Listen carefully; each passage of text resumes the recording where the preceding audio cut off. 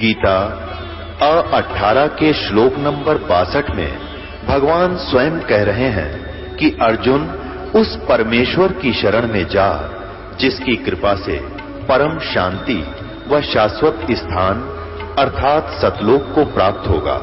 वो परमेश्वर कौन है, कहां है, कैसा है, जानने के लिए कृपया अवश्य सुनिए जगत गुरु तत्वदर्शी संत रामपाल जी महाराज के अमृत वचन। प्रत्येक एक भगत को यहां आने में इतना समय लगता ही लगता है। तो अब क्या होगा? अब ये जैसे आप देख रहे हो, एक भक्त अपना अनुभव बता रहा था, पिछले सत्संग में आपको सुनाया था कि हम यहाँ से राजस्थान के भक्त आते हैं, यहाँ हिसार से एक ट्रेन चलती है, यहाँ खाली होती है, यहीं से स्टार्ट होती है, तो हम 2-2.5 हज़ार भक्त उसमें बैठ जाते हैं सुबह सुबह जाके हिसार से जोधपुर वाली में। और कोई नित्यनेम कर रहा है, कोई मोबाइल से मंत्र सुन रहा है, कोई आरती अपना कोई और शब्द सुन रहा है, चर्चा माले की चल रही होती है। तो वहाँ जितने यात्री उसमें बैठे होंगे अन्य भी, उनके ऊपर भी परमात्मा की वाणी प्रभाव डालेगी। बेशक उनको कोई समझ में नहीं आ रहा आरती या नमो नमो सतपुरुष को शुरू में तो किसी के बिना पल्ला पड़ती हो के बोल रहा है, लेकिन वो अपना काम पूरा कर रही होती है, उसको प्रभावित कर रही है आसपास के क्षेत्र में। इवन चींटी, पक्षी, पशु, गांव घर के जो पशु हैं उन पर भी प्रभाव पड़ेगा। और इस वाणी के सुनते उनको शीघ्र ही, क्योंकि भगत के घर में पशु पक्षी जीव जंतु जो भी होंगे उनका भी उद्धार ही होगा। तो इस वाणी में इतनी शक्ति है, परमात्मा की वाणी के अंदर इतना अफेक्ट है कि इस आत्मा के बहुत से पाप ऐसे होते हैं जो ज्ञान यज्ञ से कटते हैं, और फिर उसके अंदर एक विशेष प्रेरणा बनती है भगवान की तरफ से कि कैसा है नास्तिक को। अब नास्तिक कैसे है? जैसे ये आत्मा पाप कर्मों से मूर्छित पड़ी है। अब जैसे किसी को सर्प डस जाता था, अब उसको एक गारडू होता था, विष उतारने का वो मंत्र सिद्ध कर लेता था। ये आध्यात्मिक जो विज्ञान है ये सबसे उत्तम है। अभी तक आपने देखा होगा कोई झाड़े झूड़े ला दिन छोटा मोटा बुखार उतार देते हैं, तो ये इस तरह की क्रियाएं हैं। लेकिन ये भक्ति, ये तो एक अंश मात्र है। और भक्ति जब सत्य साधना आपको मिल जाएगी, किसी चीज़ की जरूरत नहीं पड़ा आपने, ना झाड़ियाँ की। इस परमात्मा की भक्ति में सारी शक्ति है, सारा कुछ अध्यात्म मार्ग इसमें है। अब जैसे किसी ने कोई मंत्र सिद्ध कर लिया, आपका मंगलाचरण है जो हम आपको देते हैं, सबसे पहले इसको बोला जाता है। ये मंगलाचरण सब मंत्रों का मूल मंत्र है, चाहे किसी झाड़े ला लो, लेकिन आप झाड़ा मत लगाना। इस मंत्र को जाप करने से आपके आसपास कुछ भी नहीं रहेगा, और फिर आपका मंत्र जो दूसरा दे रखा है वो करते रहे। तो कहने का भाव ये है कि इस दास ने इस अध्यात्म मार्ग का बिटर एक्सपीरियंस हुआ। और पहले परमात्मा ने सन 1988 से 1994 तक 6-7 वर्ष इन सभी संतों महंतों महात्माओं की जानकारी दिवाई, के सत्संग सुना, इनकी क्रियाएं देखी। तो सुनने को मिला कि गरीबदास जी संत था, उसने गरीबदास जी के ग्रंथ में एक शब्द है, घट ही अंदर गारडू धोखे मर गईया, सार शब्द चीन्या नहीं और कोई भेद ना लैया। ये 5-7 लाइन है, उसने उसको सिद्ध कर लिया 1000 बार 2000 बार पढ़ के। तो उसमें शक्ति आ गई कि सर्प किसी ने डस जा, वो ये मंत्र बोल देता, मन मन में बुदबुदा देता, उसका जहर उतर जाता, जीवित हो जाता था। वो उसी से प्रभु पा के गया, संत को आ गया। और हम इस वाणी ने रोज पढ़ना तो या आत्मा के सारे जहर तार देगी। जैसे गारडू अपना मंत्र बोलता है और जिसको सर्प डस गया मूर्छित पड़ा है, वो ना उस मंत्र को सुन रहा है ना समझ रहा है, लेकिन वो मंत्र अपना काम कर रहा है। उसने उस विष को उतार दिया, विष उतरते ही वो चेतन हो गया, जीवित हो गया, मूर्छा उसकी खत्म हुई, तो अपना सुचारू काम करने लग गया। इसी प्रकार आपकी सभी की आत्माएं इस अज्ञानता से और इस पाप कर्मों के विष से अचेत होगी है। जो मूल काम था उसने भूल कर और कुछ कर रहे हैं। तो ये वाणी जो आपको दी जा रही है ये सारे विश्व में फैलेगी। और सब पर प्रभाव डलेगा, चाहे कोई ना सुन रहा है, ना समझना चाहता है, घर में चले है और सदस्य नाम नहीं ले रखा, कुछ दिनों में देख लेना वे भी नाम लेंगे, क्योंकि उनके वो विष उतर जाएगा जो पाप कर्मों का, उनका धीरे धीरे कम होगा और वो फिर उनमें एकदम प्रेरणा बढ़ेगी। अब जैसे खेत में हमने देखा ये ट्रैक्टर वाले ऊंचे शोर में ऐसी बेहुदी भजन गाने रागनी वो गाते हैं, ट्रैक्टर चलाते हैं, और वहाँ पर भगवान के भक्त अपना कान में लीड ला के और कोई मंत्र सुन रहा होगा या कोई शब्द सुनेगा, ट्रैक्टर चलाते चलाते नित्यनेम कर रहा होगा और सुन रहा होगा, मजदूरी करते करते भी आप ये कर रहे होंगे। और ऐसे भक्त का बोया हुआ बीज भी जो भी आम समाज खावेगा उसको भी प्रभाव डालेगा। एक समय की बात है कि एक दो भक्त, दो संत बने हुए थे, उन्हें चेले बना रखे थे। अब थोड़ा बहुत अध्यात्म ज्ञान इनको होता तभी तो ये थोड़े बहुत आम समाज के अंदर पूज्य हो जाते हैं। तो वो दो संत थे, एक संत कहने लगा चल मेरे शिष्य हैं वहाँ चलते हैं, वो दूसरा भी साथ चला गया। तो जिसके वो जाकर रुके उस बहन ने नाम ले रखा था, दीक्षा ले रखी थी। उसके घर उसकी बहन आई हुई थी, उस बहन की बहन, और उसकी बहन की लड़की विधवा हो गई थी और वो बहन बड़ी टेंशन में थी। तो जो उपदेश प्राप्त थी उस बहन ने अपनी उस बहन को जो अनुपदेशी थी उससे कहा कि बहन रोटी बनवा दे, मेरी मदद कर दे, खाना बनवा दे, साधु संत आ रहे हैं। तो उस बहन ने वो खाना बना दिया जिसकी बेटी विधवा हो चुकी थी। उसी टेंशन में थी वह, क्या होगा मेरी बेटी का, छोटे छोटे बालक हैं, हे भगवान के ऊपर कैसे गुजारा होगा, माता पिता को तो बड़ा टेंशन बनी रहती। अब इन विचारों से ग्रस्त उसने खाना बना दिया, संतों ने खा लिया, वह सो गए। तो सुबह जो दूसरा था वो उठा और इतना टेंशन में उठा कि भाई क्या हो गया। उठकर उसने अपने साथी से बताया कि भाई आज तो ऐसा सपना आया जैसे मेरी लड़की विधवा होगी हो, और उसका क्या होगा, मतलब बुरी तरह तड़फड़ा था। आँख खुली जब चैन हुआ है तो बुद्धिमान था, उसने कहा अपने मित्र से कि क्या इस परिवार में किसी को कोई आपत्ति है। तो बोला जी मन भी नहीं पता, पता करता हूँ। उसने अपनी शिष्या बुलाई कि बेटी आपकी कोई तकलीफ है किसी प्रकार की, कोई लड़की को हानि होगी है। तो वो कहने लगी जी मुझे तो कुछ है नहीं, आपकी कृपा से मेरी बहन आई हुई है और उसकी लड़की मर गई, उसकी लड़की विधवा होगी, अभी 10 से 15-20 दिन हुए हैं और वो आई थी। तो उस संत ने पूछा क्या खाना किसने बनाया महाराज, कि उसी ने बनाया था। अपने आत्मा उस बहन के द्वारा बनाया गए भोजन में भी वो विचार प्रवेश हो गए और उस संत के ने खाया उस पर भी प्रभाव डाला उसने।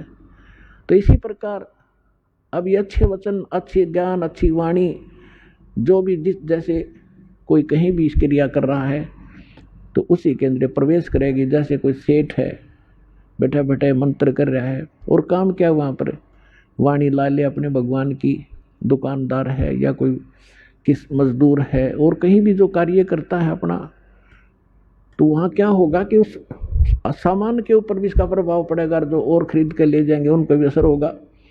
तो इस प्रकार हमारे जो सभी की आत्माओं पर पाप कर्मों का विष चढ़ने से मूर्छित पड़ी है या जाग गएगी और फिर भजन में लग गएगी।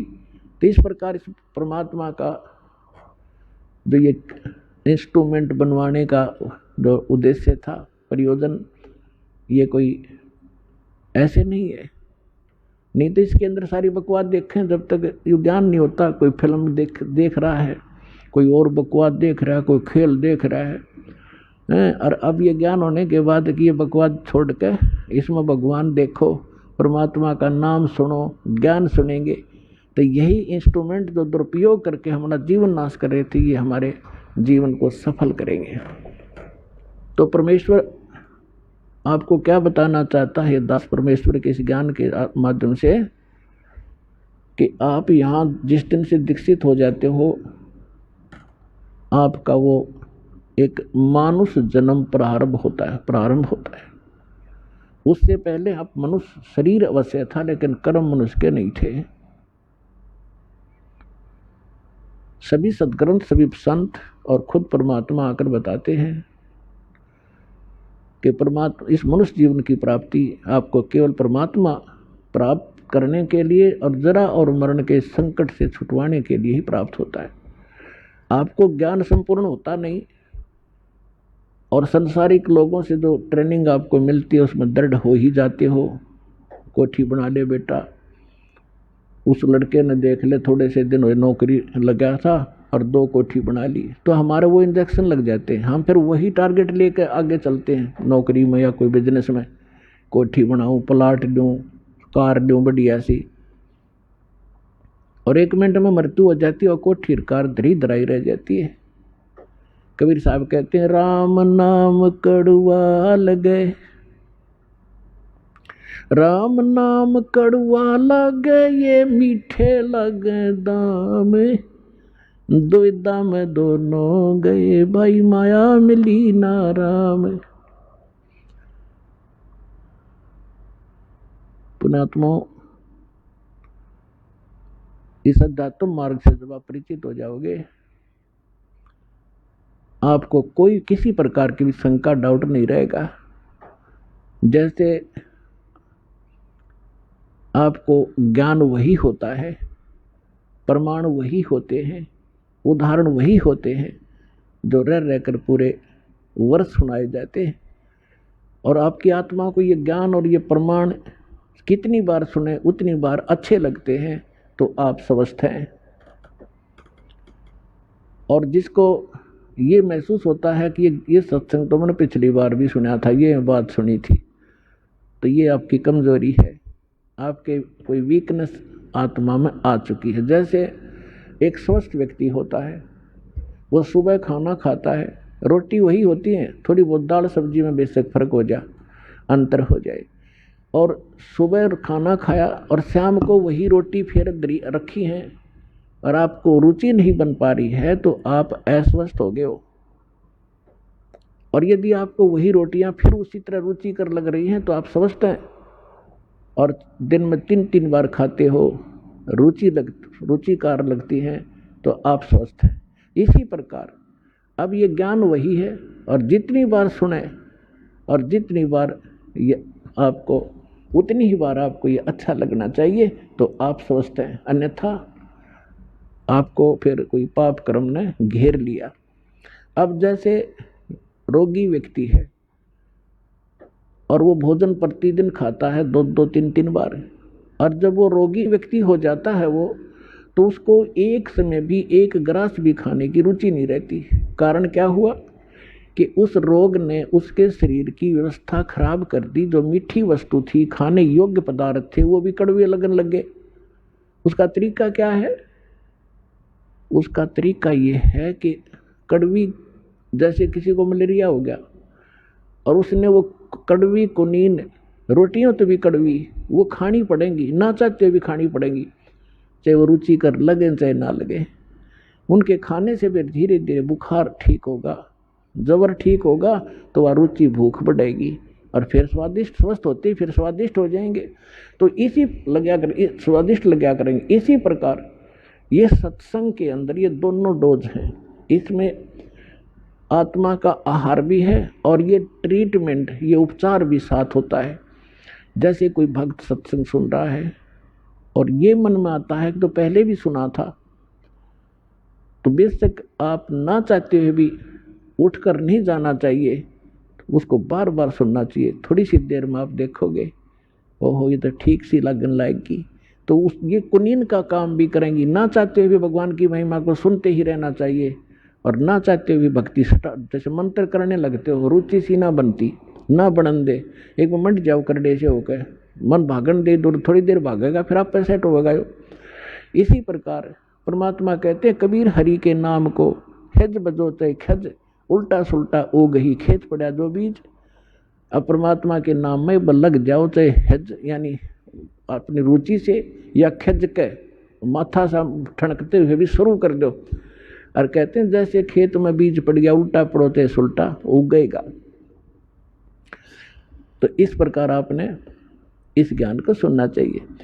अब जैसे हमने जो ट्रेनिंग समाज से मिली, जहाँ भी गए उन्होंने यही कथा सुनाई, क्या कर रहा है बेटा, कि इंजीनियरिंग कर रहा हूँ। अच्छा क्या लगेगा, जेई लगूंगा।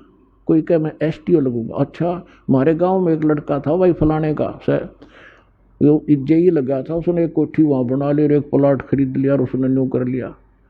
तो हमने फिर वही सोच हो जा बीसीए बनावांगे, जेई लग के या एसडीओ लग के, तो वो इंजेक्शन लग गए तो हम उधर प्रेरित हो गए, अरे ज्ञान सुनाएंगे भगवान का तो हम इधर दृढ़ हो जाएंगे। वो तो हमें जहर दिखाई देगा, या कोठी और बंगला में सारा जीवन नाश कर देना मामूर्ख व्यक्ति का काम दिखाई देगा।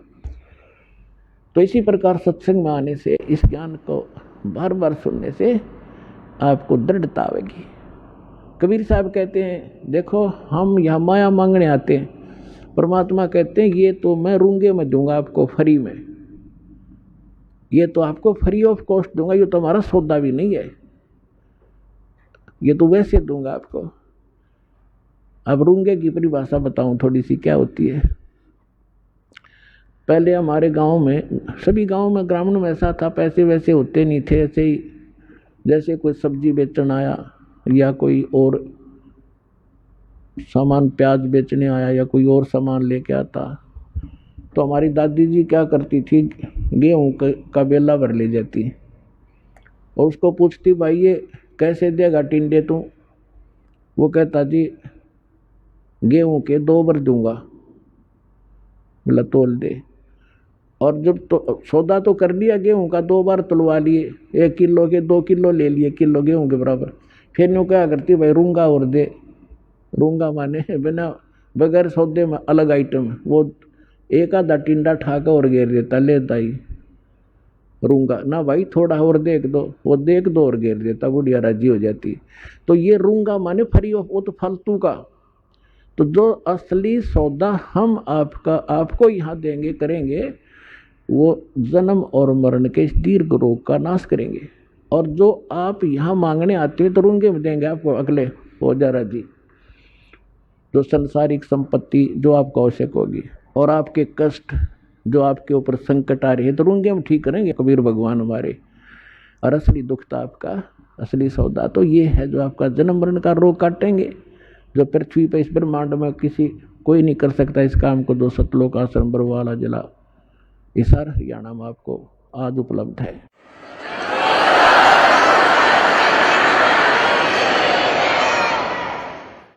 राम नाम कड़वा लगे ये मीठे लगे दाम, दुविधा में दोनों गए भाई माया मिली ना राम।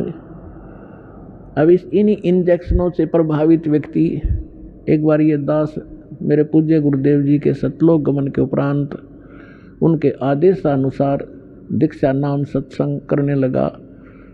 तो हमारे पूज्य गुरुदेव जी का एक आश्रम मोघा के अंदर है, रेलवे स्टेशन के पास, और एक तलवंडी भाई जिला फिरोजपुर के अंदर है। तो जिला फिरोजपुर के अंदर जो तलवंडी भाई एक कस्बा छोटा सा बरवाले जैसा ही, तो वहाँ हमारे गुरुदेव जी के कुछ शिष्य थे। तो उन्होंने आग्रह किया कि आप यहाँ भी सत्संग किया करो। गुरुजी चले गए तो हमने सेकंड संडे यानी द्वितीय रविवार तलवंडी भाई में सत्संग शुरू कर दिया, हम जाने लग गए। तो इस सत्संग को सुनकर प्रभावित तो आम व्यक्ति हो ही जाता है। तो उनके वहाँ कोई बुढ़िया की मृत्यु हो गई थी, उसके शोक व्यक्त करने के लिए कोई उनका रिलेटिव आया हुआ था। वो धनी व्यक्ति था, चंडीगढ़ का वासी था। तो उन्होंने उससे कहा कि शुक्रवार को आया था, वो शनिवार को जाना चाहा था शाम में 4 बजे से। उन्होंने कहा कि आप आज रुको, कल सत्संग होगा, आप सत्संग सुनकर जाना। तो वो कहने लगा मैं सत्संग बहुत सुनता हूँ, मैंने सब सुन रखे, मुझे काम जरूरी है, जाना पड़ेगा। तो उन्होंने भक्तों ने यह भी कहा कि सत्संग आपने जरूर सुने होंगे, लेकिन ये सत्संग कुछ उनसे भिन्न है, आप सुनो, हमारी प्रार्थना स्वीकार करो। वो कहने लगा नहीं, मेरा एक बहुत कंपलसरी काम है, एक कोई पार्टी आवेगी, उसके साथ मेरा एक एग्रीमेंट होना है कोई कार्य का, और उसमें मुझे 5 लाख का बेनिफिट होगा। सन 1997 की बात है।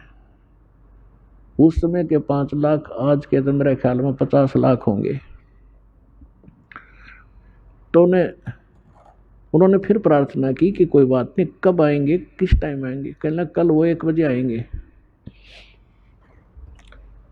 और मैंने उनके लिए सारी पार्टी का अरेंजमेंट करना है। तो उन्होंने फिर काफ़ी कहा, पर वो नहीं मानने वाला था, वो चला गया। अब वो वहाँ से 4 सदस्य थे घर में 4 पति पत्नी, एक लड़का एक लड़की, और मारुति कार ले रखी थी। चंडीगढ़ के पास आकर एक ट्रक खड़ा, थोड़ा सा अंधेरा हो गया, आगे एक ट्रक खड़ा था बजरी का भरा हुआ, उसके पिछले व्हील निकाल रखे थे चारों और जैक ला रखा था। अब उसने तो 5 लाख घूमे थे माइंड में, कुछ भी ना दिखा था, स्पीड पूरी कर रहा। वो ट्रक के नीचे घुस की वह कार, वो जैक कट गया और लोडी ट्रक बजरी का भरा उनके ऊपर पड़ गया। चारों के चारों 8 द स्पॉट मर गए।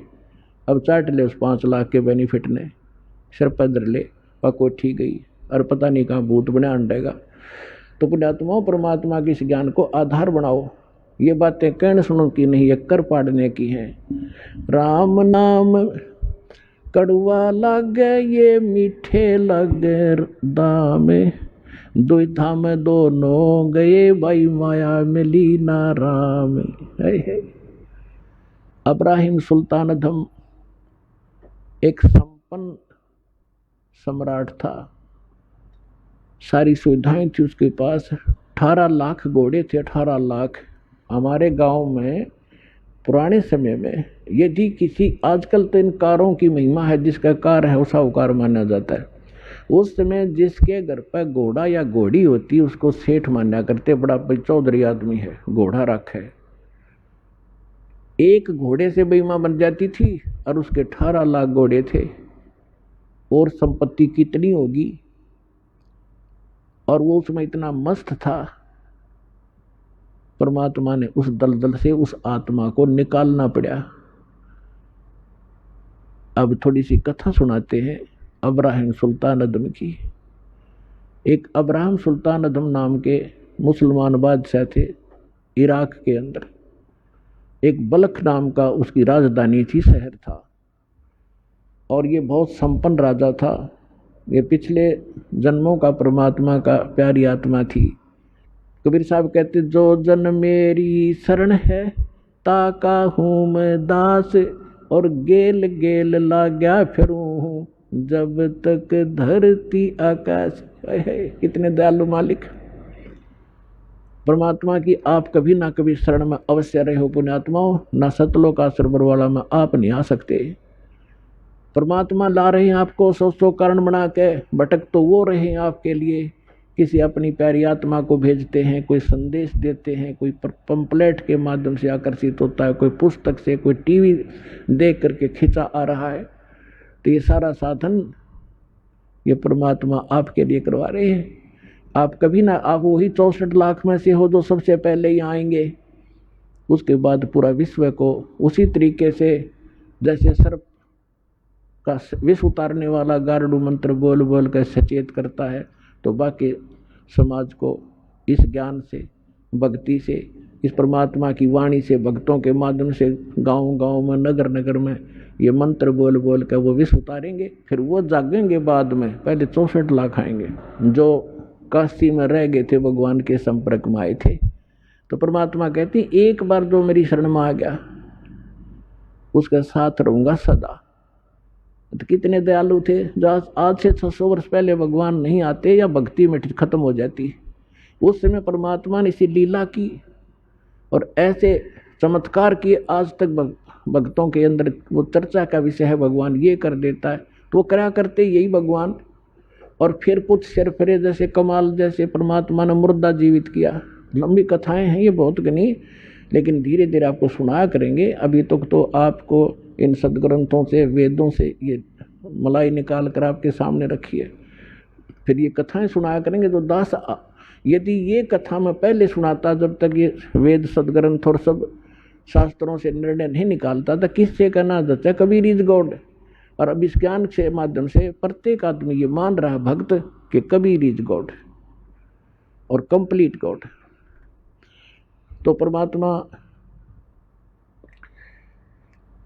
अब क्या करते हैं, हम तो धन मांगने आते हैं और कहते हैं जो जन मेरी शरण है ताका हूं मैं दास।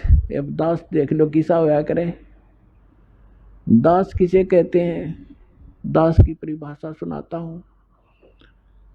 एक बार अब्राहिम सुल्तान अधम जो राजा था उसने घर त्याग दिया था, परमात्मा की कृपा से घर त्याग दिया था और वो किसी चला गया, एक आश्रम में रुक गया। उस आश्रम में सब दास कहें अपने आप को, फलाना दास फलाना दास, और थोड़ी बात पर एक दूसरे का न्याख काट लड़ने लगे, तू क्या बन रहा है। तब अब्राहिम सुल्तान अधम जिसकी दास कथा सुनाना जा रहा है, इसका थोड़ा सा लिंक बीच में और आ गया। जब वो घर त्याग गया था, पहले ये राजा था, तो उसने कहा कि भाई आप नाम दास जरूर लिखते हो पर कर्म आपके लक्षण दास के नहीं है। उन्होंने पूछा भाई क्या बात भगत जी, कैसे नहीं। उन्हें पता था कि राजा था और ऐसे राज त्याग करा है। तो उसने कहा कि जब मैं राजा था हम गुलाम लाते थे, गुलाम दास, तो मैंने, क्योंकि धार्मिकता मेरे अंदर थी, मैं गुलामों का ध्यान बहुत रखता था, कोई इसको कष्ट ना हो, तो मैंने उससे पूछा कि भी गुलाम आदमी पहले मनुष्यों को मोल लिया करते, गुलाम जैसे आजकल पशुओं को लाते हैं, राजा लोग या सेठ साहूकारों के वहाँ वो नौकर रहा करते थे, उनको जो मर्जी झूठा कुटा टुकड़ा दे दिया, उनकी सब स्वतंत्रता समाप्त हो जाती थी और जो यस जो कह दिया वही करते थे, आगे यस कर सकते थे, नो नहीं, और उनकी सो इच्छा कुछ नहीं होती थी गुलाम की। तो अब्राहिम सुल्तान ने कहा कि मैंने उससे पूछा कि ए गुलाम तेरा क्या नाम है। उसने कहा कि दास को जिस नाम से पुकारोगे गुलाम का वही नाम होगा, हमारा कोई नाम नहीं होता, कोई बुंडा सुंडा गुंडा कुछ भी कहना हाजिर खड़ा पाऊंगा। आप क्या, आपको कौन सा भोजन रुचिकार है। कहने लगा दास की कोई इच्छा नहीं होती, जो झूठा कुठा दोगे हम उसी में संतुष्ट होते हैं। तो पुण्यात्माओं कहने का भाव ये है कि वो दास और अपने मालिक के सामने जो आज्ञा होते ही सब कुछ लिए खड़ा रहता है उसको दास कहते हैं। तो कबीर साहब कहते हैं कि जो जन मेरी शरण है और ताका हूं मैं दास, और गेल गेल ला गया फिरो जब तक धरती आकाश। अब दास आपको सुनाना चाहता है कि अब्राहिम सुल्तान अधम पहले सतयुग से ही चली हुई आत्मा आ रही थी और फिर वो सम्मन नाम का एक मनियार बना, फिर वही व्यक्ति पार ना होकर के भक्ति कुछ करता रहा मालिक के साथ रह के, फिर वो एक 9 शेरवां का बादशाह बना, 9 शेर खान। वहाँ पर भी वो भक्ति परमात्मा वहाँ पहुँचे, उसको ज्ञान दिया लेकिन मोक्ष नहीं हुआ, दृढ़ता नहीं की उसने। फिर उसकी भक्ति और दान के कारण वो अब्राहिम सुल्तान अधम बलख बुखारे का बादशाह बन गया। इतना धन उसके पास, हीरे पन्ने जवाहरात के खजाने के खजाने खड्डे भर रखे। अब हम मांगा भगवान से कोठी और कार, और परमात्मा कहते हैं ये तो है काल की बेगार जो तुम मांगने आते हो। जब आप भगवान की शरण में आ गए, क्या परमात्मा अनजान है कि मेरे बच्चे को किस चीज़ की आवश्यकता है। आज्ञा रखेगा आपको, आपकी सोच से पहले उसको आपका पहले पता है इसको क्या संकट आने वाला है, उससे पहले आपके पास आगे खड़ा पाओगा भगवान। फिर भी हमारी जो आदत है धीरे धीरे छूट जाएगी, क्योंकि अभी तो आपके साथ ऐसा है, एक व्यक्ति के ओठ का चोट लगी, काफी चोट लगी, सूज गया, तो उसको कोई कुछ दवाई बतावे, कोई कुछ दवाई बतावे। एक व्यक्ति कहने लगा कि इसका ओठ का हलवा बना कर बांध दो, देसी घी का हलवा। तो जिसका ओठ का चोट लग रही थी कि यह दवाई बढ़िया लगी, बने इस वाली बनाओ, हलवा बनाओ। अब हलवा थोड़ा सा बनाया उन्हें, जो ओठ पर लग गया, ओठ पर दरिया तो चाट गया भीतर, उन्होंने सोची होठ पर इतना डट्टा ले गया और खा गए तो इसको और बनाओ। तब वो व्यक्ति बोला पहले इसने भीतर तो भर दो, जब होठ पर डटेगा। तो उन्होंने अच्छा बनवाया 1 किलो सारे का। वो पहले छकाया, अब छक तू, और फिर होठ पर बांधा। क्यों? हलवा इसी चीज़ से एक बार छक लेना, दोबारा रुचि नहीं बना उसकी, एक ग्रास भी नहीं खा सकता। तो होठ पर धर दिया, वो न्यो का न्यो रखा उसने।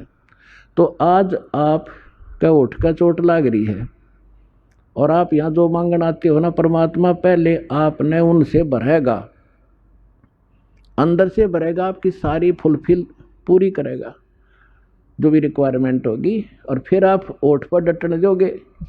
तो कहने का भाव ये है, फिर आपकी रुचि नहीं रहेगी इसके अंदर। इस दास के साथ ये बिटर जो ना एक्सपीरियंस हुआ है। पहले तुम्हारी भी जो जब नाम लिया था वैसे आवश्यकता इतनी क्या है कि नहीं थी, कोई त्रुटि घर में नहीं थी किसी वस्तु की, फिर भी माया की चाह थी। ऐसे ढंग से माया देने लगे परमात्मा, पुण्यात्मा सोच भी नहीं सकते। तभी तो इस दास का इतना दृढ़ विश्वास हुआ और दृढ़ता के साथ आप तक ये पहुंच पाया। जो मालिक ने मेरा पेटा भर दिया, विश्वास दृढ़ किया। दास ने एक प्लाट खरीदा, एक मित्र था, उसकी कोई वैसे ही उसमें रुचि नहीं थी, कोई और बनाना चाहता था, उधार में दे दिया। 1 साल में उसके पैसे दिए और 1 साल के उसके लेने के बाद 3 गुनी कीमत होगी उसकी, रजिस्टर्ड वहां की जो वैल्यू थी। बताओ, हम वैसे उस नौकरी में हेरा फेरी करके मेरे ख्याल में सारी उम्र नहीं कमा सकते थे। उसने 2-1.5 साल में मालिक ने वो ऐसे भर दिया, वह उठ की चोट भर दी। और फिर ये ज्ञान पता लग गया किसी ने के सिर में मारेंगे या माया से घनी होगी तो फिर यह दुखी करेगी। तो पुण्यात्माओं, पहले आपके ओठ की चोट के लिए आए हो, ये भी आपका सारा काम होगा। आपको परमात्मा अंदर से भी भरेगा और ये दुख आपके ये सारे निवारण करेगा, आपको सारा सुख देगा।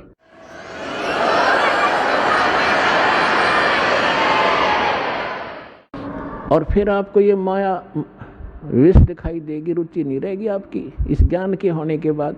फिर आपको ये पता चलेगा यदि मेरे पर आपत्ति कोई आवेगी तो भगवान खड़ा पाओगा। कबीर साहब कहते हैं, कल्पे कारण कौन है, कर सेवा निकाम, और मन इच्छा फल दूंगा जब पड़े मेरे ते काम। तो कल्प कहते मतलब के संकल्प विकल्प मत रख, निष्काम भाव से या पूजा करता रहे जो मुझे मैंने बताई है, मेरे दास ने बताई है। और जब तेरे ऊपर कोई आपत्ति आएगी तो जब मेरे सत्र का काम होगा, परमात्मा के सत्र का काम राष्ट्रपति नहीं कर सकता। जैसे एक पिता पुत्र जा रहे हैं कहीं पर, अब एक्सीडेंट में पुत्र मारा गया, पिता बच गया। बता, पिता ने क्या सुरक्षा कर दी? अगर हम ये सोचे थे राष्ट्रपति हो पिता, तो परमात्मा साथ होगा, वहाँ धनी का काम था जो आपकी रक्षा करता। तो कहते मन इच्छा फल दूंगा जब पड़े धनी ते काम। आपके सब प्रकार की जो समस्याएं हैं वो देंगे। तो क्या था कि इब्राहिम सुल्तान आजम का जो राजा था, उसके पास बहुत घनी माया थी। और जब राजा और सुख घना हो जाता है, राजा बन जाता, कहना है कि है पहले तो घनी को बद कराया करते ही है। उसने हजारों की संख्या में तो औरतें रखी हुई थी बकवाद करने के लिए, विवाह कर करके। और को बद कितनी करा करता, इससे अंदाजा लगाया जा सकता है। लेकिन चाह भगवान की फिर भी थी। आज थोड़ा समय थोड़ा शॉर्ट में बताऊंगा। जो दास बताना चाह रहा था कि आप तो माया मांगनाओ हो, और परमात्मा ने जिसका मोक्ष किया वो माया से अलग किया। अब एक दिन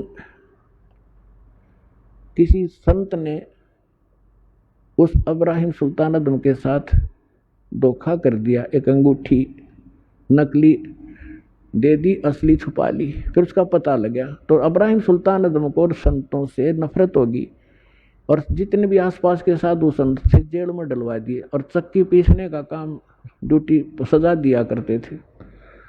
और चक्की का आटा अपने घोड़े गाड़ों को, जनता को, और वो क्या नाम है, सेना को खिलाया करते थे। जैसा भी अपने आत्मा, जो भी व्यक्ति भक्त परमात्मा के लिए निकला है, वो चाहे किसी की पूजा कर रहा है, और जब वो आखिर में रोता है ना, वह आत्मा रोती है, तो आत्मा का साथी कबीर भगवान है। जब उसने देखा कि भगवान के लिए निकले थे ये 100-200 भक्त, और ये इसने जेल में ठोक दिया नालायक ने, और वो भी भगत परमात्मा का था, पूर्व जन्म का उसके कर्म बिगड़े थे। तो वहां पहुंच गए दाता। उसने क्या प्रश्न किया था? इब्राहिम सुल्तान ये प्रश्न करता था कि तूने भगवान देखा है? अल्लाह कहाँ है, कैसा है, तो मुझे दिखा, मुझे बता। और उसके प्रश्न का उत्तर नहीं देता था, उसको जेल में ठोक देता था। ऐसे 300 350 संत जेल में ठोक रखे थे। उनको छुड़वाने के लिए और उस नादान आत्मा को परमात्मा के मार्ग पर लगाने के लिए परमात्मा ने, कहते हैं, सोचल सिद्धर मैं करूं अपने जन के काज। एक रबहारी बनकर ऊँट, जैसे राजस्थान के व्यक्ति आते थे हमारे यहाँ, ऊँटों वाले काफ़ी काफिला लेकर आते थे। जब उसमें उधर वर्षा नहीं होती थी, इस साइड में आकर वो अपने पशुओं को पाल ले जाते थे, फिर वापस चले जाते थे। ऐसी उस ऊँट रबहारी वाली कारवान वाली जो है ना, वेशभूषा बना के राजा के महल पे, रेजिडेंस पे जिस पर सोया करता था, जिसमें महल में, उसकी छत के ऊपर प्रगट हुए सतलोक से आके, और एक ऊँटा वाले जैसे राजस्थानी होते हैं, डबल धोती बांध के, जूते रोड, इतना बड़ा साफा, हाथ में लठ, तो उसकी छत पे खड़ा होकर लठ मारे, खुड़का करे खूब जोर जोर का, हर हर। अब राजा की छत पर तो चिड़िया भी नहीं बोल सकती, और उन्होंने खूब खाड़ा कर रखा। राजा एकदम उठा, नौकरों को लताड़ा के, तुम क्या कर रहे हो, ऊपर कौन शोर कर रहा है? नौकर गए ऊपर, लाए पकड़ के। वो सामने खड़ा एक राजस्थानी सा परमात्मा, और कहने लगे कि तू कौन है, कहाँ से आया है, ऊपर छत पर क्या कर रहा था? राजा ने पूछा। परमात्मा ने कहा कि मेरा ऊँट खो गया, मेरा ऊँट गुम हो गया, और मैं ऊँट खोजूं था, शायद तेरी छात पर बैठा हो।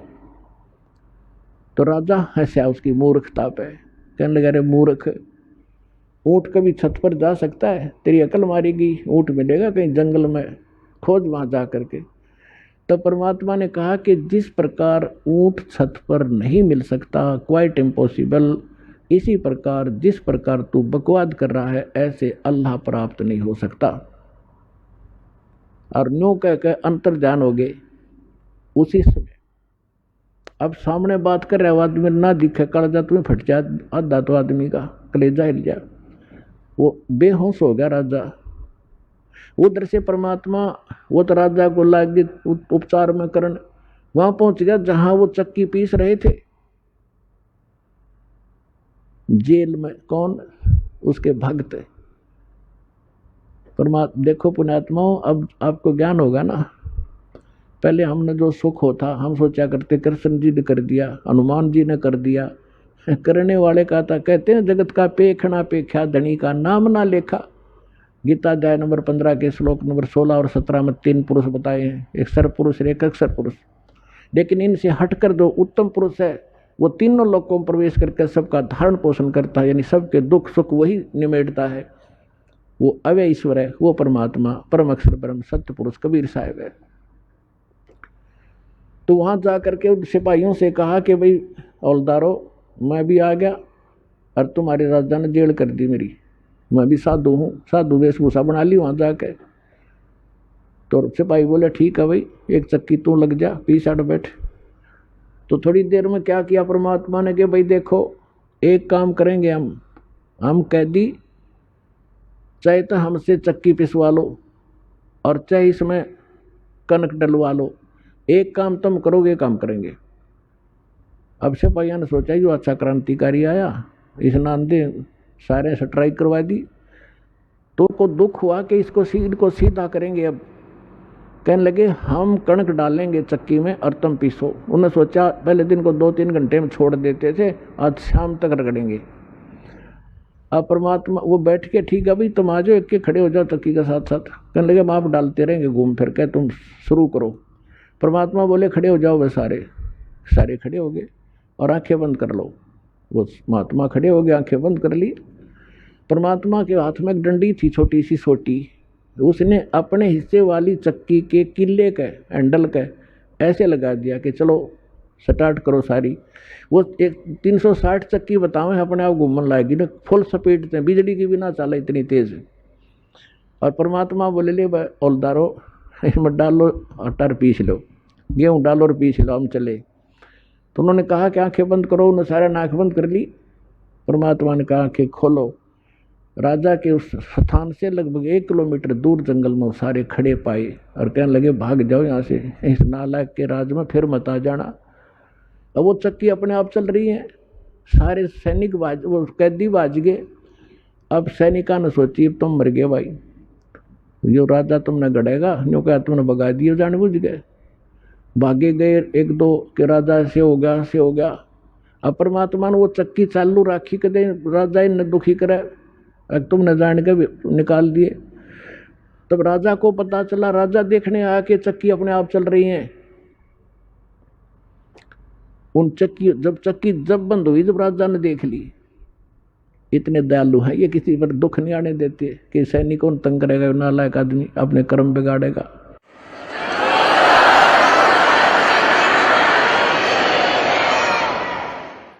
तो पुण्यात्माओं, अमर करूं सतलोक पठाऊं, ताते बंदी छोड़ कहाऊं।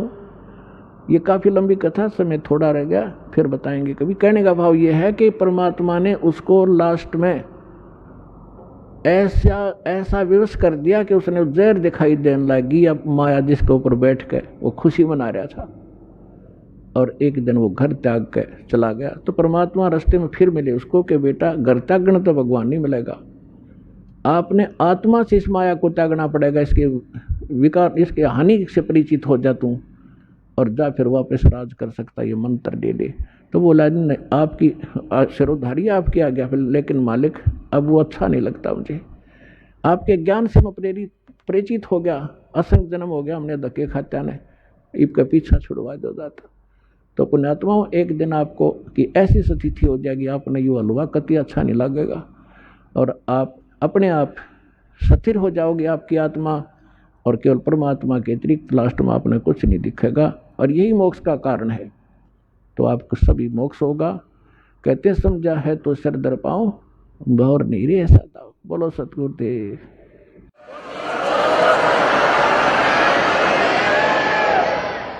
आइए अब हम उन श्रद्धालुओं के अनुभव जानते हैं जो जगत गुरु तत्वदर्शी संत रामपाल जी महाराज जी से दीक्षा प्राप्त कर चुके हैं तथा उनके द्वारा बताए गए भक्ति मार्ग पर चल रहे हैं। नमस्कार सर। नमस्कार साहब। सर क्या नाम है आपका? मुकेश हिरवानी, इंदौर से हूँ। सर संत रामपाल जी महाराज से नाम दीक्षा आपने कब ली? संत रामपाल जी महाराज से नाम दीक्षा मैंने 3 अप्रैल 2016 को ली है। सर संत रामपाल जी महाराज से नाम दीक्षा लेने से पहले क्या आप कोई भक्ति साधनाएं भी करते थे? जी कर रहा था मैं, जैसे हमारे सभी समाज में करते हैं अन्य देवी देवताओं की, ऐसे 33 करोड़ देवी देवताओं की भक्ति कर रहा था। हमारे गांव में सारे लोग राधा स्वामी पंथ से जुड़े हुए थे। जब राधा स्वामी पंथ से जुड़े हुए थे तो मुझे भी लगा कि राधा स्वामी में जाते हैं तो क्या है, तो मैं 1996 से राधा स्वामी के सत्संग सुनने के लिए जाने लगा। राधा स्वामी के सत्संग सुनने के लिए मैं जाता था तो वहाँ पर गुरु जी बहुत अच्छी ज्ञान की चीज़ें बताते थे कि मीराबाई ने ऐसी भक्ति करी है, गुरु नानक देव जी ने ये भक्ति करी है, रविदास जी महाराज ने ये भक्ति करी है और उस परमात्मा को प्राप्त कर रहे हैं। और ये सारे राम रहीम वगैरह गॉड अल्लाह, इनके सबके सिर्फ रास्ते अलग है, बल्कि रास्ते सब जाके एक ही जगह मिलते हैं और वो सबका मालिक एक है और उसकी भक्ति करना चाहिए और उन मंत्रों का जाप करना चाहिए जो गुरु जी देते हैं और इसके बाद में ये परमात्मा के प्राप्त करने के लिए हैं। तो जब संतों की वाणी बोलते थे और संतों के बारे में बताते थे कि परमात्मा एक है, राम रहीम एक है, तो वो परमात्मा कौन है, मेरे दिमाग में क्लिक करता था कि वो परमात्मा है कौन। जिसकी भक्ति करते हैं वो परमात्मा के बारे में जानने की कोशिश कर रहा था मैं कि वो परमात्मा कौन है। बल्कि राधा स्वामी के अंतर्गत मैं 17 साल तक गया, उन्होंने अभी तक उस परमात्मा का मुझे नाम नहीं बताया कि वो परमात्मा कौन है। परमात्मा के बारे में मुझे उनके द्वारा बताए हुए ज्ञान से नहीं चला। तो वहाँ से मैं आसाराम बापू जी के सत्संगों में गया। मुझे एक हमारे पास में जिया जी थे, उन्होंने बोला कि आसाराम बाबू तो साक्षात सत्संगों के माध्यम में कृष्ण भगवान का अवतार हो जाते हैं, कृष्ण भगवान प्रकट हो जाते हैं। उनको चलो विष्णु भगवान की भक्ति करके देखें, कई परमात्मा अपने को साक्षात मिल जाएं। जब आसाराम बाबू जी के पास में गया तो उन्होंने 7-8 मंत्रों का उच्चार बताया। 7-8 मंत्र बताने पर उन्होंने बोला कि आपको जो उचित लगे, जो पसंद आए, आप उसकी चॉइस कर लो और उसकी भक्ति चालू कर दो। माला करना चालू कर दो, 10 माला करो डेली, सुबह 10 माला शाम को। उनको चलिए मैंने लिया, मैंने को चलो विष्णु भगवान की भक्ति करें। तो 4 साल तक मैंने विष्णु भगवान की भक्ति भी चालू करी। बल्कि वो भक्ति करने से भी मुझे बहुत कष्टों से गुजर रहा था, काफ़ी दुखों से गुजर रहा था, बड़ा परेशान हो रहा था। यहाँ तक कि ये कंडीशन आ गई थी कि मैं कहीं सुसाइड कर लूँ। सुसाइड के बारे में मैंने जैसे सोचा, उनको नहीं, ये तो कोई उपाय ही नहीं है कि सुसाइड किया जाए, बल्कि उससे निपटा जाए। तो इस बीच में नवरात्रि का समय था। नवरात्रि में मैं हमारे इंदौर जिले के पास में देवास जिला है, वहाँ पर चामुंडा देवी माता का बहुत बड़ा मंदिर है, प्रसिद्ध मंदिर है। हम पूरे परिवार के साथ में माता जी के दर्शन करने के लिए गए। जब दर्शन करने के लिए हम चढ़े तो टेकरी के पास में ही वहाँ पर कुछ संत रामपाल जी महाराज के शिष्य जो थे वो ज्ञान गंगा पुस्तक की सेवाएं कर रहे थे। मैं उसके पास से थोड़ा आगे बढ़ा। वो ज्ञान गंगा लिखा हुआ जो था वो मुझे अट्रैक्टिव लगा, मुझे आकर्षित ज्ञान गंगा ने करा। मैं वापस रिटर्न आया, मैंने देखा, मैंने कहा भाई उस पुस्तक को लिया, अच्छी लगी मुझे। घर पे आने के बाद में उसको पढ़ा। घर पे आने के बाद में मैंने जब उसको पढ़ा तो उसमें जब देखा तो बहुत सारा अलग ज्ञान लिखा था, बल्कि ये नहीं मालूम था कि ये ज्ञान देने वाला भी यहाँ पर मौजूद है, ये पता नहीं था मुझे, क्योंकि पुस्तक में लिखा होगा। ये करके मैंने रख दिया। ये रखने के बाद में एक यहाँ पे इंदौर में एक भगत जी हैं, वो रामपाल जी महाराज का ज्ञान जो है से वो जुड़े हुए थे, उनके शिष्य थे। उन्होंने मुझे बोला कि मुकेश जी एक बहुत अच्छा ज्ञान है, आप परमात्मा के यूं भी खाते पीते नहीं हो, आप उनके शिष्य बने हो। बल्कि ये आसाराम बाबू जी का जो पंथ हैं, ये हैं पंथ तो सभी अच्छे हैं, बल्कि ये जो भक्ति विधि है ये गलत भक्ति विधि है। इस भक्ति विधि से मोक्ष नहीं मिलेगा, और अगर आपको मोक्ष लेना है, मोक्ष चाहिए, तो सही शास्त्रों के आधार पे आपको भक्ति करना पड़ेगी। तो मैंने क्या है, तो उन्होंने मुझे फिर वो ज्ञान गंगा पुस्तक दी। जब वो ज्ञान गंगा पुस्तक देखी, फिर से मैंने उसको पढ़ना चालू करा। जब स्टडी करी तो सारे शास्त्रों में प्रमाण थे। इनको नहीं यार, इसमें मैं यकीन नहीं कर सकता, इसमें जो लिखा हुआ वो हो सकता है ये गलत हो सकता है, इस महाराज का कुछ छापा हुआ हो सकता है और दूसरों के बारे में गलत बोल रहे होंगे। फिर मैंने कहा कि इसका कोई उपाय तो होगा ही। तो उसमें लिखा हुआ था ज्ञान गंगा के अंतर्गत जो प्रमाण लिखे हुए थे, पेज वाइज प्रमाण लिखे हुए थे, ग्रंथों का नाम लिखा हुआ था। तो इंदौर के अंदर गीता प्रेस गोरखपुर का बहुत बड़ा डिपो है श्रीवर्धन कॉम्प्लेक्स के अंदर, वहां से मैं उन पुस्तकों को खरीद के लाना चालू करा और मैंने मिलाना चालू करा। जब मिलाना चालू करा तो वो प्रमाण देखा। वो प्रमाण देखने के बाद में मैं बहुत दंग रह गया, अचंभित रह गया। उनको नहीं यार, ये प्रमाण कुछ ठीक है। फिर ये सारी चीजें जब प्रमाण देखने के बाद में इनको यार सही है, आप क्या करना चाहिए। तो संत रामपाल जी महाराज ने मुझे जब प्रथम नाम उपदेश के बारे में बताया और उच्चारण करवाया, मैंने वो नाम उपदेश जब सुना तो मैंने मेरा सिर पकड़ लिया कि इस मंत्रों को ढूंढने के लिए मैंने मेरे जीवन के 20 साल गंवा बैठा। तब मैंने संत रामपाल जी महाराज से नाम दीक्षा ग्रहण करी। सर, हमने सुना है कि जो श्रद्धालु संत रामपाल जी महाराज से नाम दीक्षा लेते हैं उनको कुछ न कुछ लाभ जरूर प्राप्त होते हैं। तो क्या संत रामपाल जी महाराज से नाम दीक्षा लेने के बाद आपको भी कुछ लाभ प्राप्त हुए? संत रामपाल जी महाराज के ज्ञान से जुड़ने के बाद में मुझे शास्त्रों के आधार पे भक्ति मिली। उसके बाद में मेरे से साथ में जो चमत्कार हुए, मैंने देखा कि 2017 में मेरे बच्चे के द्वारा नाम खंडित हो गया था। खंडित होने के बाद में तीसरे दिन बच्चे को अचानक जोर से तेज बुखार चढ़ा। तेज बुखार चढ़ने पे उसके सिर में इतना दर्द होना चालू हुआ, इतना कि मैं रात को करीबन 12:30 बजे के लगभग पास में एक हॉस्पिटल थे, वहाँ पे लेके गया। हॉस्पिटल में डॉक्टरों ने उसको डायनापर के इंजेक्शन तेज दर्द वाला लगाया। डायनापर के इंजेक्शन से भी उसको थोड़ी राहत मिली, उसका असर खत्म हुआ। उन्होंने बोल दिया था कि आप घर ले जाओ। घर लेके आ गए। जैसा उसका असर खत्म हुआ, वापस उसका सिर दर्द तेज चालू हुआ। सुबह परेशान हो गए हम लोग कि अब ये क्या करना चाहिए, क्योंकि वो इंजेक्शन लगाने से उसका असर खत्म होने के बाद में वापस चालू हुआ। हॉस्पिटल में गए, इंदौर के अंदर अरविंदो हॉस्पिटल है बहुत बड़ा, वहाँ पर हमने गए वहाँ पे देखा, डॉक्टरों को बताया, चेक करा उन्होंने, तो उन्होंने हैवी डोज के जो इंजेक्शन हैं, सारे हैवी डोज के इंजेक्शन लगाए उनके सिर दर्द को कंट्रोल करने के लिए। एंटीबायोटिक लगाई, सब कुछ करा, उसके बावजूद भी सिर दर्द बंद नहीं हो रहा था। मैंने डॉक्टरों से, बड़े डॉक्टरों से सब चर्चा करी। डॉक्टरों ने बोला कि भैया इनको हमने आज एंटीबायोटिक और हैवी डोज वाले भी दे रखे हैं जिससे कि इनका सिर दर्द बंद हो जाए, बल्कि बच्चे का सिर दर्द नहीं बंद रहा, मतलब कि उनके सिर के अंदर कुछ ऐसा है, इन्फेक्शन हो चुका है जिसकी वजह से ये दर्द बंद नहीं हो रहा है। बचाने के लिए बोले कि ये हम कुछ नहीं कर सकते, बल्कि हैवी डोज से हैवी डोज जो है वो देने की कोशिश कर रहे हैं। और वो इन्फेक्शन का नाम सुनते ही मैं घबरा गया। मैं उनको आप क्या करूं, तो मैंने संत रामपाल जी महाराज के आश्रम में फ़ोन लगाया, प्रार्थना लगाई कि मालिक ऐसी सी बात है और बच्चे की तबीयत डॉक्टर मना बोल रहा है।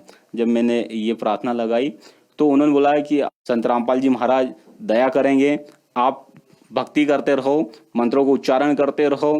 तो परमात्मा संत रामपाल जी महाराज की ये दया हुई कि बच्चे को धीरे धीरे उसका सुधार होना चालू हुआ। डॉक्टरों ने बोला था कि इनके शरीर में पूरा इन्फेक्शन है, इनके बॉडी से केमिकल निकालेंगे, इनकी रीढ़ की हड्डी से पानी निकालेंगे और उसको टेस्ट करने के लिए डॉक्टरों ने उनका सीटी स्कैन करवाया, एक्सरा करवाया और 5 रोज में एक रिपोर्ट आई थी। वो सारे बॉडी में से पीछे की रीढ़ की हड्डी से पानी निकाला था। उन्होंने बोल दिया था कि इस बच्चे को हम पानी निकालने की हमारी कोई गारंटी नहीं रहेगी, इसको लकवा भी मार सकता है, इसको कुछ भी हो सकता है, कभी भी कुछ भी हो सकता है। मैंने उन पे यकीन ना करते हुए मेरे जितने भी मित्र डॉक्टर थे सबसे फोन पे बात करी, उनको इससे क्या क्या नुकसान हो सकते हैं। तो उन्होंने बोला कि यार ऐसा हो सकता है। उनको यार ये तो आप परमात्मा ही करे, संत रामपाल जी महाराज की ही दया हो सकती है, वही ठीक करते हैं। क्योंकि हम सत्संग सुनते थे और सत्संगों के माध्यम से हमें पता चलता था कि संत रामपाल जी महाराज अगर जो भक्ति बता दे वो भक्ति करते हैं तो उससे फायदा होता है। तो ये हुआ कि उनकी जब प्रार्थना लगाने के बाद में सुधार चालू हुआ, बच्चा ठीक हो गया और लेके आ गए। संत रामपाल जी महाराज की दया से ही बच्चा ठीक हुआ और आज वो भी खुश है और भक्ति कर रहे हैं। और दूसरा एक और चमत्कार अभी नया हुआ था, मेरी सिस्टर ने संत रामपाल जी महाराज से नाम दीक्षा ग्रहण करी। उन्होंने ग्रहण करने के बाद में उन्होंने ठीक से मर्यादा नहीं रखी, नाम खंडित कर लिया। नाम खंडित होने के बाद में उनको बहुत बड़ी गंभीर बीमारी, कैंसर की बीमारी हुई। ये मुझे नहीं पता चला। जब उनको ज़्यादा तकलीफ होने लगी और तकलीफ होने के बाद में उन्होंने सबसे पहले है मेरी पत्नी को बताया कि भाभी ऐसी ऐसी प्रॉब्लम है। उनको ये कब से है, बोले कि ये मुझे करीब 3 से 4 साल हो गए। मैंने को बहन बताना चाहिए इतनी बड़ी बीमारी। मैंने को चलिए दिखाते हैं। मैंने मेरे पर्सनल डॉक्टर को दिखाया। डॉक्टर को दिखाने के बाद बोले मुकेश जी इसका अपने को एक बायोप्सी करवाना पड़ेगा, बायोप्सी एक, जिससे इसका टेस्ट होता है और वो टेस्ट बाहर होके आते हैं। मैंने को चलिए ठीक है। मैंने को टेस्ट बोले 3,000 रुपये की ये रहेगी और ऑपरेशन का मिला के 4,000 रुपये लगेंगे। मैंने को चलिए ठीक है। उन्होंने एक फीस निकाला, बायोप्सी के लिए पहुंचाया और जब उसकी रिपोर्ट आई तो पता चला है कि 3 ग्रेड का जो कैंसर है वो 3 ग्रेड का कैंसर क्रॉस हो चुका था और 4थे ग्रेड में लगने वाला था। उन्होंने बोला कि ये 4थे में आप ज़्यादा समय नहीं लगेगा। उनको 4थे की स्टेप होती कैसी है, 4था हम कैसे पहचानेंगे कि 4था है। बोला कि जब शरीर में कैंसर होता है, जगह जगह कैंसर की गांठें बनने लग जाती हैं, ब्लास्ट होने लग जाती है, ठीक है ना, और तकलीफ ज़्यादा बढ़ जाती है, समझ लीजिएगा ये 4थे ग्रेड का है। उन्होंने मुझे पूरी जानकारी दी। मैंने वो जानकारी मेरी बहन को नहीं बताई क्योंकि मैं उसको बताऊंगा तो और जिएगी कैसे वो। उनको ब्रेस्ट कैंसर का था, एक की जगह दूसरी जगह भी हो गई। उनके पूरे हाथ में, दाहिने हाथ में उनका इतना मोटा हाथ हो गया और उसे फट रहा था। ये सारी चीज़ें मैं देख रहा था। इनको आप ज़्यादा ही हो गई। संत रामपाल जी महाराज जी उनको बहन आप शुद्धिकरण करवाओ। संत रामपाल जी महाराज से नाम दीक्षा लेके पुनः उपदेश करवा के शुद्धिकरण करवाया और उनको नाम दीक्षा दिला दी, भक्ति करवाई। धीरे धीरे ट्रीटमेंट चलता रहा। संत रामपाल जी महाराज के आश्रम में प्रार्थना करी और मालिक से बात ये करे कि आप भक्ति करो तो परमात्मा दया करेंगे, संत रामपाल जी महाराज दया करेंगे, परमात्मा दया करेंगे और आप भक्ति करते रहो। भक्ति करते करते उनको फिर सतनाम मिल गया 4 महीने के बाद में। तो उनको बहन को फिर हॉस्पिटल में लेके गए, डॉक्टरों को दिखाया। डॉक्टरों ने बोला कि इसको हमारे बस की बात नहीं है। बस की बात इसलिए नहीं कि इनको पूरा बॉडी में फैल चुका है, कैंसर का पूरा बॉडी में। ये जो दाहिना हाथ था, दाहिना हाथ भी इतना हो गया था, और बोले कि हमारे वो बस का बात नहीं है, आप कुछ भी कर सकते हो, जो ट्रीटमेंट चल रहा है इसमें संतुष्टि रखना पड़ेगी। जब ये चीज़ मेरे भांजे ने मुझे बताया, मामा ऐसी कंडीशन बन रही है, मैं बाहर बैठ के हॉस्पिटल के बाहर खूब रो रहा था। हम इनको एक काम करें, अपन संत रामपाल जी महाराज के वहाँ पर अपना अर्जी लगाएं, एक लास्ट अर्जी लगा दें, अब जो भी परमात्मा दया करेंगे। जब वहाँ संत रामपाल जी महाराज के आश्रम में मैंने फ़ोन लगाया, प्रार्थना लगाई, प्रार्थना करने के बाद में उन्होंने बताया कि आप सतनाम का सुमरण करो और संकल्प कर लो। मैंने एक संकल्प करा वहीं से, और परमात्मा की ऐसी दया हुई, संकल्प करने के बाद में संत रामपाल जी महाराज की ऐसी दया हुई कि 15 मिनट के बाद में बेन को आराम मिलना चालू हुआ। आराम मिलने के बाद में उन्होंने 20 मिनट बाद में वहीं पर आने की अनार खाए, कुछ अनार खाने के बाद में वो सुधार होना चालू हुआ। सुधार होते होते होते होते आज बेन पूर्ण ठीक हो चुकी है। और जिसको मतलब 4 महीने जो बेन बिस्तर पे कभी सोई नहीं थी, पीठ नहीं लगाया होता, आज वो संतुष्ट सो रही है। और दया परमात्मा की, संत रामपाल जी महाराज की है कि अभी वो ठीक है और मालिक की भक्ति कर रही है। संत रामपाल जी महाराज की ऐसी दया रही कि बगैर ऑपरेशन के, बगैर दवाई के परमात्मा की दया से ठीक है बेन। और डॉक्टरों ने जो बोल दिया था कि इसको चौथी स्टेप का जो कैंसर जो फैला हुआ है, पूरी बॉडी में फैल चुका था, बोले कि इससे हमारे बस की बात नहीं, आप घर ले जा सकते हो इसको, बल्कि परमात्मा की ऐसी दया है कि अभी वो पूर्णतः ठीक है, उनका पूरा परिवार जुड़ चुका है। हाँ, एक इससे फायदा ये हुआ है संत रामपाल जी महाराज की कि जो बाहर के जो भाई जो लोग जुड़े नहीं थे, वो बोलते थे कि आपको जुड़ने से, संत रामपाल जी महाराज की पूजा पाठ करने से, भक्ति करने से क्या फायदा होता है। संत रामपाल जी महाराज की भक्ति का, संत रामपाल जी महाराज का विरोध करते थे, वो आज उनकी भक्ति विधि से उनके बताए हुए हम कर रहे हैं, तो वो भी खुश हैं और वो अभी सत्संग देखने लग गए हैं। सर, संत रामपाल जी महाराज से नाम दीक्षा लेने के बाद आपको बहुत सारे लाभ प्राप्त हुए, तो जो श्रद्धालु आज आपको देख रहे हैं और वो भी किसी न किसी बीमारी या कैंसर के मरीज हैं, उनके लिए आप क्या कहना चाहेंगे? मैं ऐसे भाइयों से निवेदन करना चाहूँगा कि आप संत रामपाल जी महाराज से नाम दीक्षा लें, ग्रहण करें, और ग्रहण करने के बाद में बहुत सारी बीमारियां हैं और उनसे आप बच सकते हो, छुटकारा, और घर में सुख शांति भी आती है उससे। आपको कि सुख शांति भी चाहिए व्यक्ति को। इस समाज में आज की कंडीशन ऐसी है कि व्यक्ति तकलीफों से गुजर रहे हैं, सही भक्ति करेंगे तो सुख शांति होंगे। और आप सारे से निवेदन है कि आप संत रामपाल जी महाराज की शरण ग्रहण करिएगा और जल्दी से जल्दी आइएगा। सर, संत रामपाल जी महाराज से नाम दीक्षा कैसे ली जा सकती है? संत रामपाल जी महाराज से नाम दीक्षा लेने के लिए टीवी चैनलों पे सत्संग आते हैं, उनके नीचे एक पट्टी चलती है, पट्टी पे नंबर रहते हैं, उन नंबरों पे आप फ़ोन लगा सकते हो। फ़ोन लगाने के बाद में आपको बता दिया जाएगा कि हर जिले में अभी सेंटर खुल चुके हैं नाम दीक्षा के, वहाँ जाके आप नाम दीक्षा ग्रहण कर सकते हैं। संत रामपाल जी महाराज से नाम दीक्षा ग्रहण करके आप मोक्ष प्राप्त कर सकते हो, सुख शांति प्राप्त कर सकते हो। धन्यवाद सर। सत साई।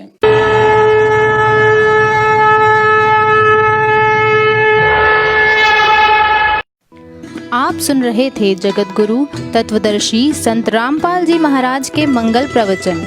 अधिक जानकारी के लिए संपर्क करें 8222-880-541, 8222-880-542, 8222-880-543, 8222-880-544। हमारी वेबसाइट है www.jagatgururampalji.org।